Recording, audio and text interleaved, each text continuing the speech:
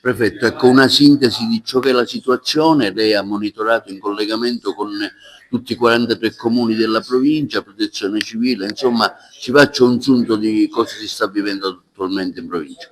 Sì, noi siamo già dalla mezzanotte in allerta arancione, quindi si è imposto l'attivazione del CCS, il Centro Coordinamento Soccorsi, ha effettuato un monitoraggio con tutti i comuni della provincia, tutti presenti al CCS.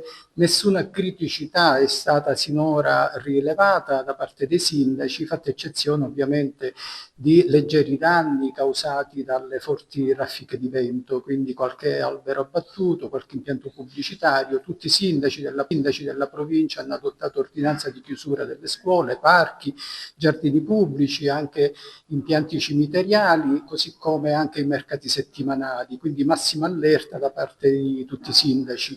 Osservato speciale anche il fiume Salso, perché affluenti dalla zona idrografica di Caltanissetta ed Enna, quindi con afflusso sulla piana di Licata.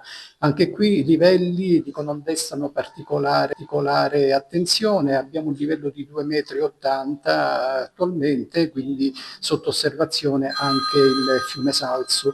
Per quanto riguarda Lampedusa, anche lì forti mareggiate, quindi sono osservati speciali tutti i comuni costieri proprio in relazione alle mareggiate e soprattutto quei comuni che presentano fenomeni di erosione costiera.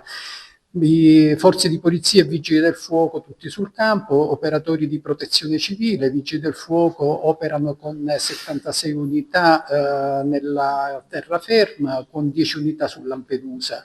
Quindi il dispositivo del sistema di protezione civile provinciale quindi è allertato con tutte le sue componenti.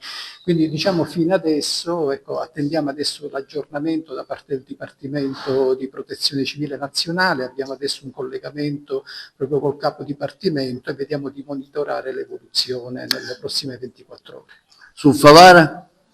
Favara, anche il sindaco non presenta particolari problematiche, anche lì è stata emessa ordinanza da parte del sindaco cautelativa, chiusura scuole, chiusura giardini e verde pubblico, quindi precauzionalmente ecco, i sindaci hanno adottato il potere di ordinanza con provvedimenti contingibili e urgenti, quindi questo ovviamente in chiave preventiva e precauzionale. Qualche criticità su San Leone, Agrigento, diceva il sindaco. Il sindaco ha segnalato, sì, non tanto sul Viale delle Dune, dove presentiamo un collasso della pista ciclabile, ma già che si presentava già da diverso tempo, ha segnalato sulla parte Mare Nostrum, dove insistono 2 abitazioni civili, ho disposto adesso in sede di CCS proprio un sopralluogo urgente da parte dei tecnici comunali con l'ausilio dei vigili del fuoco. Monitoriamo queste 2 abitazioni civili e quindi verifichiamo poi se sussistono i presupposti per un'eventuale evacuazione.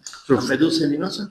Lampedusa e Linosa, il sindaco segnala ecco, un'ordinaria criticità ecco, sulla zona porto, anche lui ha adottato provvedimenti di chiusura e di interdizione veicolare nella zona portuale, lì si presentano a causa delle mareggiate qualche danno a strutture private, quindi qualche baracca, qualche chiosco ecco, che durante la stagione invernale non sono attivi.